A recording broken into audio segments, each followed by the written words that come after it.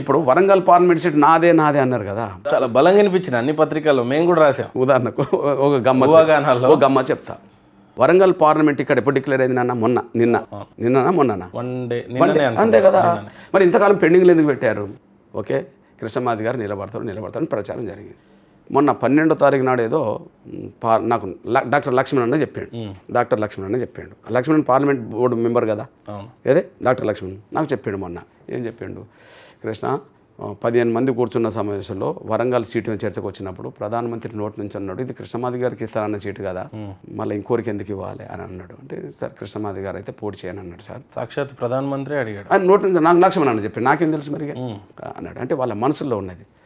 అందువల్ల నాన్న ఇప్పుడు మేము ఒకటే కమిట్మెంట్కి లోబడి ఉన్నాం. ఒక అట్టడుగున పడిపోయిన జాతి పక్షాన యుద్ధం జరుగుతుంది. ఆ సమస్య పరిష్కారం అయితే 100 తరాలకు మేలు జరుగుతుంది. కాబట్టి 100 తరాలకు మేలు జరిగే అంశం మీద యుద్ధం చేస్తున్నప్పుడు చిన్న చిన్న పదవులకో వాటికో వీటికో తలొగ్గి లేదా ఇతరత్ర పదవులు తలొగ్గితే ఒక జాతికి మనం అన్యాయం చేసిన వాళ్ళు అవుతాం కదా. ఇతరులు చేసిన అన్యాయం వేరైతే సొంత జాతి బిడ్డలమే మళ్ళీ అన్యాయం చేసిన ఉంటుంది. ఆ పరిస్థితి మా జీవితం అంతా రానియం. అన్న, మీ గుండె మీద చేతేసి చెప్పండి, నిజంగానే ఎప్పుడు ఏ డబ్బులకి కానీ పదవులకైతే మీరు లొంగలేదు, కానీ డబ్బుకి ఎప్పుడు లొంగలేదా మీరు? ఒక విషయం, ఏ పార్టీకైనా డబ్బు తీసుకొని మీరు మద్దతు ఇచ్చిన రోజుందా? ఇప్పుడు ఇంతమంది పేర్లు చెప్పాను కదా, వాళ్ళని ప్రకటించమండి. ఇప్పుడు ఎగ్జాంపుల్, కొన్ని సందర్భాల్లో చంద్రబాబు నాయుడు గారికి మేము సపోర్ట్ చేశాం. కొన్ని కారణాల వల్ల మొన్నటి ఆంధ్రప్రదేశ్ ముఖ్యమంత్రిగా కొంత మళ్ళా కొద్దిగా మాలాల మాటిని వాళ్ళ మాటిని కొంత అప్పిండు. అప్పుడు మేము యుద్ధమే చేశాం కదా, ఇక్కడ ఏడే కురుక్షేత్రం చేశాం కదా, అరెస్టులు అయినాయి కదా, లాఠీ చార్జీలు జరిగినాయి కదా, కేసులు పడ్డ యుద్ధమే చేశాం కదా, మాట్లాడవచ్చు కదా అప్పుడు ఎవరైనా కదా. మేము మళ్ళీ చెప్తున్నాం, అది చంద్రబాబు నాయుడు గారైనా అది జగన్మోహన్ రెడ్డి గారైనా, ఇప్పుడు జగన్మోహన్ గారు అనుకో, జగన్మోహన్ రెడ్డి గారికి నేను 3-4 సందర్భం నేను ఉద్యమకారుడిగా అండగా నిలబడ్డా. ఎట్లా మీరు చూడండి, ఓదార్పు యాత్ర కోసం వరంగల్ మహబాద్కి వస్తున్న రోజు తెలంగాణ మొత్తం ఎదురు తిరిగింది, కానీ భారత పౌరులు రాజ్యాంగం ప్రకారం ఇక్కడనే తిరగవచ్చు. భిన్నాభిప్రాయాలు ఎవరైనా ఉంటే ఉండవచ్చు, కానీ తిరగద్దని హక్కు ఎవరికి లేదని చెప్పి ఆయనకు నేను స్వాగతించాను. అడ్డుకొని తిప్పి పంపిన రోజు అడ్డుకున్న వాళ్ళని మూర్ఖులను ప్రకటన చేశాను. విజయవాడలో రైతుల కోసం లక్ష దీక్ష చేసినప్పుడు కృష్ణానది ఒడ్డున నేను వచ్చి మద్దతు ఇచ్చాను. ఓకే, గుంటూరులో ప్రత్యేక హోదా కోసం దీక్ష జగన్మోహన్ రెడ్డి గారు చేసినప్పుడు నేను గుంటూరుకు వచ్చి మద్దతు ఇచ్చాను. ప్రత్యేక హోదా కోసం వైసీపీ రాష్ట్ర బంద్ కాల్ ఇస్తే రాష్ట్ర బంద్ కాల్ పిలుపులో కూడా నేను వచ్చి ఒంగోలులో నేను బంద్ కాల్ని జయప్రదం చేసిపోయినా 1000 మంది కార్యకర్తలతో. అప్పుడు వాసును వైవి సుబ్బారెడ్డి గారు మాకు ఎదురైండ్రు. మేము ఒంగోలు బస్టాండ్ నుంచి కలెక్టర్ కార్యాలయంలోకి మేము వెళ్తున్నాం. అదే సమయంలో వాళ్ళు కలెక్టర్ కార్యాలయం నుంచి 2 వీలర్స్ మీద మేము నడుచుకుంటూ వెళ్తున్నాం, వాళ్ళు వస్తున్నారు. మార్కెట్ సెంటర్ కాడ అందరం కలిసి కౌగలించుకున్నాం. ఇప్పుడు మీరు చెప్పండి, ఈయనకి ఇబ్బంది ఉంటే ఈయనకు అండగా నిలబడ్డాం, బాబు గారికి ఇద్దామంటే అండగా నిలబడ్డాం, రాజశేఖర్ గారికి అండగా నిలబడ్డాం, అందరికీ అండగా నిలబడ్డాం. కానీ ఈ రకంగా డబ్బులకు మాత్రమే మాకు మద్దతు ఇచ్చిండని చెప్పి ఎవరన్నా చెప్పానండి? చెప్పే అవకాశం వాళ్ళకు లేదు, చెప్పే పరిస్థితి మేము రానియం. మందకృష్ణ మాదిగ గారి ఇకపోతే మళ్ళీ చెప్తున్నా ఉద్యమ అవసరాలు ఉన్నాయనుకోండి, మాకు ఒక కరపత్రం కావాలి, ఒక పోస్టర్ కావాలి, ఇంకొకటి కావాలి. నాకు తెలిసి 30 ఏళ్ళ ఎంఆర్పీ ఉద్యమం నిలబడ్డదంటే కారణం తెలుసా? మాదిగల వల్ల కాదు, ఒక్క మాదిగల వల్ల కాదు. మాదిగలు పాత్రధారులు కనిపిస్తారు, ఒక ధర్నాలు కనిపిస్తారు, ఒక మీటింగ్లో కనిపిస్తారు, ఒక యుద్ధంలో కనిపిస్తారు, ఒక త్యాగాల్లో కనిపిస్తారు. కానీ మొన్న కొన్ని లక్షల మందితో కూడా విశ్వరూపమాసం పెట్టాం. విజయవాడలో కూడా లక్షల మందితో పెట్టేశాం, లేదా ఇక్కడ కురుక్షేత్రం జరిపాం. కొన్ని లక్షల మంది మాదిగలు ఒక పిలుపుకు స్పందించి వస్తుంటారంటే మేమన్నా వాహనాలు పెడతామా? మేమన్నా డబ్బులు ఇస్తామా? రాజకీయ నాయకుల్లాగా పెట్టాం. మరి ఇంత కార్లు, డీజీలు, బస్సు ఎట్లా వస్తుందంటే బహిరంగ సభలకి డబ్బులు ఎక్కడి నుంచి వస్తున్నాయి? అది మేము గర్వపడుతున్నాం. ఒక అట్టడుగున పడిపోయిన ఒక జాతి తరపున యుద్ధం నడుతున్నప్పుడు సమాజం ధర్మం పక్షాన్ని నిలబడ్డది. అంటే ధర్మం చచ్చిపోలే, బతికింది. కాబట్టి ఎంఆర్పీ ఉద్యమాన్ని నడుపుతున్న మాకు సమాజంలో అన్ని వర్గాల వాళ్ళు అండగా ఉన్నారు. ఓకే, ఇప్పుడు మాకు ఖలీల్ అన్న చాలా గొప్ప అభిమాని. మేము పోయేటప్పుడు ఎక్కడ భోజనం చేసినా కూడా మమ్మల్ని ₹1 అడగడు. ఇంకా ఎన్నోసార్లు మాకు డీజిల్కు వాటికి సాయం చేస్తాడు. ఎందుకు అభిమానం అయితే చెప్పండి? ఇట్లా అన్ని సెక్షన్లో మాకు ఏదన్నా బాగా మేము లోటు ఉన్నామంటే ఆర్థిక వనరులలోనే మేము లోటు ఉంటాం. ఎందుకంటే మాకు పేదరికం ఎక్కువ. ఏమన్నా మాకు ఆఫీసర్ల సంఖ్య తక్కువ, పొలిటికల్గా సంఖ్య తక్కువ, ఎదగలేదు. కానీ ఎదగకపోయినా కూడా ఇంత ఉద్యమం 30 ఏళ్ళు నడుస్తున్నది. భారతదేశంలో ఏ ఉద్యమం ఇంత నిలబడ్డది అని కారణం ఏంటంటే నేను సమాజానికి రుణపడి ఉన్నా. ఎందుకంటే సమాజం ఈ ఉద్యమాన్ని కాపాడుకుంటూ వస్తున్నది, మాకు తిండి పెడుతున్నది, మా కార్యకర్తలకు తిండి పెడుతున్నది. ఓకే, మా ఉద్యమానికి కరపత్రాలు ఇస్తున్నది, మా ఉద్యమానికి పోస్టర్లు ఇస్తున్నది, మా మీటింగులకు సాయం చేస్తున్నది.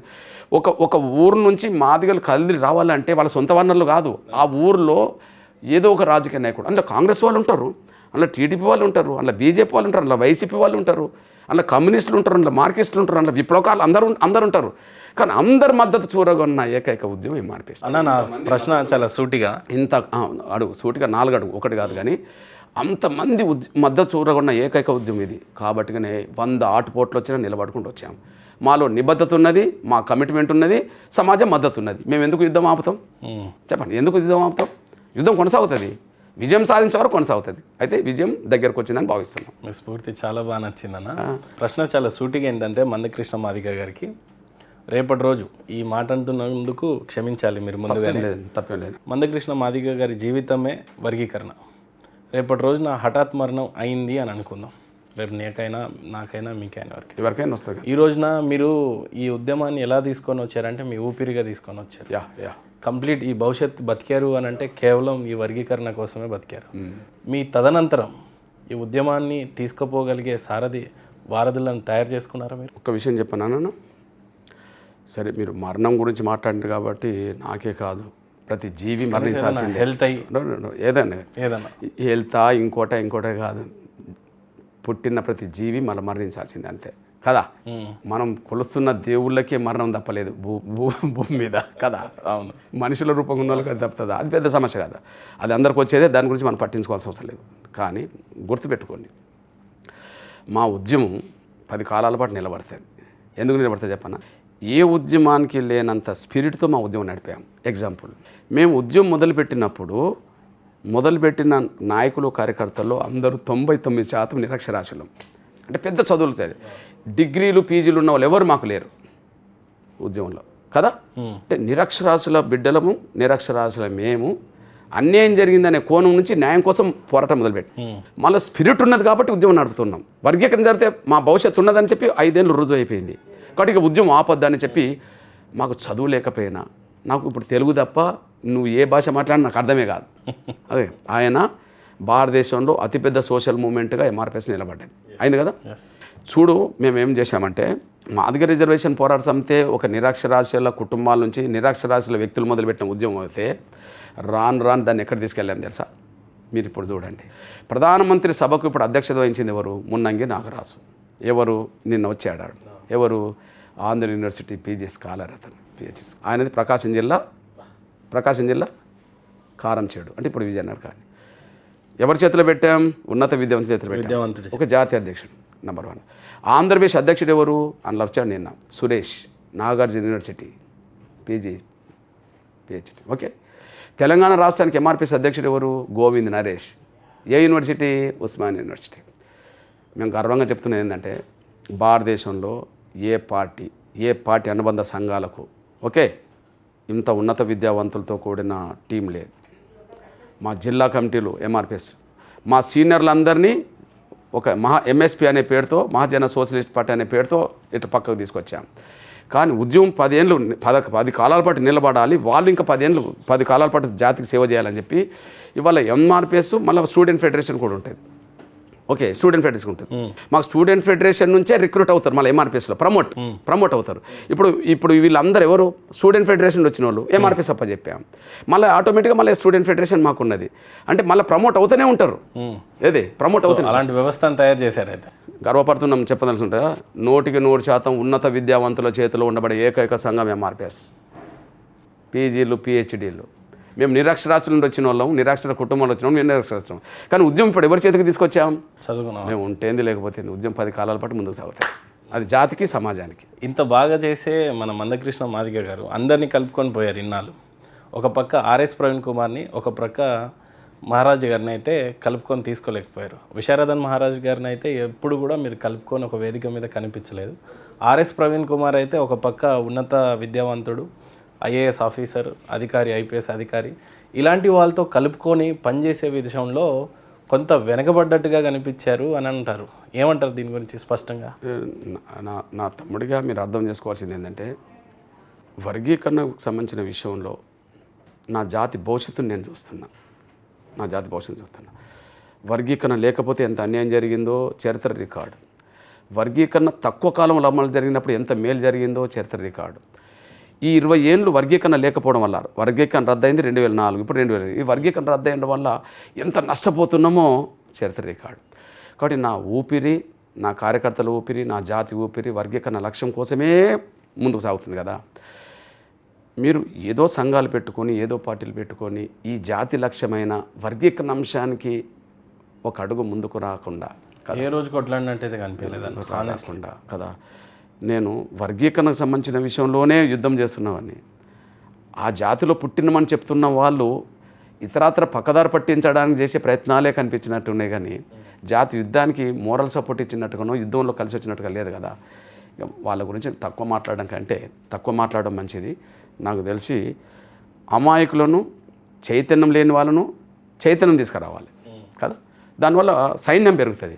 వీళ్ళ అమాయకులు కాదు కదా, వీళ్ళ అమాయకులు కాదు కదా. వాళ్ళ పద్ధతిలో పక్కదారులు పట్టించే ప్రయత్నాలు చేస్తున్న వాళ్ళు, జాతి యుద్ధానికి ప్రత్యక్షంగా లేని వాళ్ళందరూ పక్కదారి పట్టించడం వాళ్ళే. కాబట్టి ఇక పక్కదారి పట్టించిన వాళ్ళ గురించి నా సమయం ఎందుకు వృధా చేసుకోవాలి. మరి ప్రధానంగా ఆర్ఎస్ ప్రవీణ్ కుమార్ గారు ఇన్నాళ్ళు పోరాటం అయితే చూపించినప్పటికీ కూడా చివరికి ఈ బీఆర్ఎస్ పార్టీలో జాయిన్ అవ్వటం నిజంగానే ఇప్పుడు ఏ రకంగా చూడవచ్చు? అసలు నిజంగా దీని గురించి చర్చించాలి అని అంటే ఎలా చూస్తారు, ఏ కోణంలో చూస్తారు? తమ్ముడు, ఇప్పుడు ముసుగు ఎల్లకాలం కప్పుకోలేము నాన్న, ఎప్పుడోసారి తొలగిపోతుంది కదా. ముసుగు ఎల్లకాలం కప్పుకోలేము. నక్క పులివాతలు పెట్టుకున్నంత మాత్రాన తొలగిపోదు.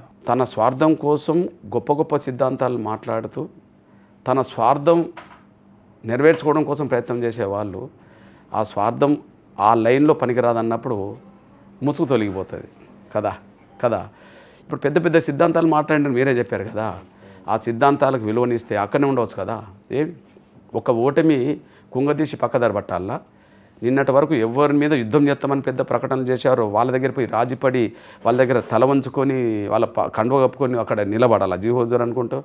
యుద్ధంలో ఓటమిలు ఉంటాయి. ఎగ్జాంపుల్ నేను చెప్తున్నా బట్ నేను ఏ పార్టీలో చేరలేదు కదా, చేరను కూడా, ఓకే. కానీ నేను 3 సార్లు అసెంబ్లీలో ఓడిపోయినా, మధురలో 1 సారి ఓడిపోయినా, మధురలో 2 సార్లు ఓడిపోయినా, ఇక్కడ వరదాన్నపేటలో కూడా ఓడిపోయినా. మేము ఎందుకు వెళ్ళాలనుకున్నాం? స్వతంత్రంగా ఉంటే మా వాణి అసెంబ్లీకి వెళ్ళాలని. అంటే ఏదో ఒక పార్టీలో పోయినాం అనుకో, ఇప్పుడు ఏదో పార్టీలో పోయినాం అనుకో, ఆ పార్టీ అధినేతలు వాళ్ళ ఆదేశాలే పాటించాలి. స్వతంత్రంగా వెళ్ళినాం అనుకో మన వాయిస్ అక్కడ వినిపించడానికి దారితీస్తుంది. స్వతంత్రంగా వెళ్ళడం కోసం చేసే ప్రయత్నంలో మేము ఓటమిని ఎదుర్కొన్నాం. ఎందుకంటే మా చైతన్యం లేనప్పుడు, మా దగ్గర వనరు లేనప్పుడు, చైతన్యం రాజకీయ అధికార చైతన్యం పెరగలే. అదే సమయంలో ప్రచారం చేసుకునే వనరులు లేవు. అయినప్పటికీ టెస్ట్ పెట్టుకున్నాం అనుకో, ప్రతిసారి ఒక 20-25 వేల మధ్యలో మాకు ఓట్లు వచ్చేదనుకో కదా. మరి 3 సార్లు ఓడిపోయామే కానీ పారిపోలేదు కదా యుద్ధం నుంచి. కరెక్ట్, ఓడిపోయినాం కానీ పారిపోలేదు కదా. ఓటమి ఎందుకు వచ్చింది? చైతన్యం లేకొచ్చింది, వనరు లేకొచ్చింది. అయితే అవి తీసుకురావాలి, అంతే అంతే, మళ్ళీ తీసుకురావాలి కానీ యుద్ధం నుంచి పారిపోవద్దు కదా. చివరికి పారిపోయి ఎక్కడికి చేరిపోయినట్టు? పారిపోయి ఇంట్లో కూర్చున్నా కొంత అర్థం చేసుకుంటారు. ఎక్కడ చేరిండు? నిన్నటి వరకు ఎవరి మీదనైతే యుద్ధం అని చెప్పే గొప్ప గొప్ప మాట్లాడారు. అసలు ఆ కండవ కప్పుకోవడం చాలా అవమానం. కానీ ఈరోజు బీఆర్ఎస్లో ఉంటూ కూడా బహుజనవాదాన్ని నిలబెడతాను అన్న మాటని ఏ రకంగా తీసుకుంటారు? ఎంతో కొంత ఒక ఉన్నతాధికారి నుండి వచ్చాడు కదా, కొద్దిగా ఈ లైన్కు, కాన్షీరామ్ గారి లైన్కు, అంబేద్కర్ దృక్పథానికి కట్టుబడి ఉంటాడేమో అని కొంత విశ్వసించడానికి, కొంత మధ్యతరగతి మేధావర్గానికి కొంత నమ్మకం అది ఉండే. ఇప్పుడు అసలు ఆ పార్టీ కండువ కనీసం పొత్తులు పెట్టుకుంటాను అన్న రోజన్నా కొంతన్నా అది ఉన్నదేమో కానీ చివరికి అండ్లన్నీ చేరిన తర్వాత ఎవరు విశ్వసించే పరిస్థితులు అయితే ఉండడానికి అవకాశం లేదు. ఆంధ్రప్రదేశ్లో పార్లమెంట్ కానీ అసెంబ్లీ ఎలక్షన్స్ వస్తున్న వేళ ఇప్పుడు ఒక పక్క జగన్మోహన్ రెడ్డి ఏమో ఒంటరిగా పోరాడుతున్నారు పోటీ విషయానికి వస్తే రానున్న ఎలక్షన్స్కి. మరోపక్క కూటమిలో బీజేపీ, జనసేన, మరోపక్క టీడీపీ కలిసి పోరాటం చేయనున్నాయి. సో ఈ కూటమిని ఏ రకంగా చూడవచ్చు? పవన్ కళ్యాణ్ ఇక్కడ కీలకంగా కనిపిస్తున్న వేళ కలిసి పోటీ చేస్తుంటే పవన్ కళ్యాణ్ గారి ప్రస్తావనకు వస్తే ఏ రకంగా చూస్తారు? లేదా పార్టీ కలిసి పోటీ చేస్తున్నాయి, కూటమి గురించి చెప్పాలంటే ఏం చెప్తారు? మనం ఒకసారి ఆలోచించుకోండి. అది కూటమి గెలుపుకు సంకేతంగా మనం చూడవచ్చు. 2024లో గెలుపుకు సంకేతంగా చూడవచ్చు అని నేను అనుకుంటున్నా. ఎగ్జాంపుల్, మీరు 2014లో టీడీపీ బీజేపీ అలయన్స్ కదా, అప్పుడు మోరల్ సపోర్ట్ పవన్ కళ్యాణ్ ఎవరికి ఇచ్చాడు? టీడీపీ. సింపుల్ విషయం. గెలిచిండ్రా లేదా? వివిధ కారణాల వల్ల ఆ అలయన్స్ మళ్ళీ 2019 నాడు లేదు అనుకుందాం. నష్టపోయింది ఎవరు? టీడీపీ నష్టపోయింది, బీజేపీ నష్టపోయింది, పవన్ కళ్యాణ్ కూడా నష్టపోయింది కదా. అంటే కలిస్తే గెలుస్తామని, కలవకపోతే నష్టపోతామని ఆంధ్రప్రదేశ్ చరిత్ర సాక్ష్యంగా ఉన్నది కదా నాన్న. కాబట్టి కలయికను గెలుపుగా చూద్దాం. నవ్వుతాయింది నిజమే కదా, స్పష్టంగా చెప్పారన్న. నవ్వుతాయి నిజమే కదా నాన్న. అంటే ఆధారాలు అవి ఆధారాలు కావా మరి? 2014లో టీడీపీ బీజేపీకి లేదా? అక్కడ ఇండియా గవర్నమెంట్లో వీళ్ళు లేరా? ఇక్కడ టీడీపీ ప్రభుత్వంలో బీజేపీ మంత్రులు లేరా? అప్పుడు 2014లో సపోర్టు. ఒకప్పుడేమో స్పెషల్ స్టాటస్ కోసం ఈయనే ఆ కూటమికి జాయిన్ అయ్యాడు. మళ్ళీ ఎలక్షన్స్ ఒక సంవత్సరం ఉంది అని అంటే కూటమి నుంచి అందరూ రాజీనామా చేసి మాకు స్పెషల్ స్టాటస్ ఇవ్వలేదని విభేదించి బయటికి వచ్చారు. మళ్ళీ ఇప్పుడు అదే కూటమి బీజేపీతో పొత్తు అని అంటున్నారు. నమ్మే పరిస్థితి ఉందంటారా? ఒక్క విషయం మీ దృష్టికి తీసుకొస్తున్నాను నేను. ఒక ప్రధాన అంశం నిజంగా చెప్పాలంటే ఇప్పటికి కూడా అందరూ ఆమోదించిన అంశం అది. ఫైట్ తీవ్ర రూపం దాల్చకపోవడం వల్ల ఆంధ్రప్రదేశ్ ప్రజలు కొంత నష్టపోతున్నమాట వాస్తవం కదా.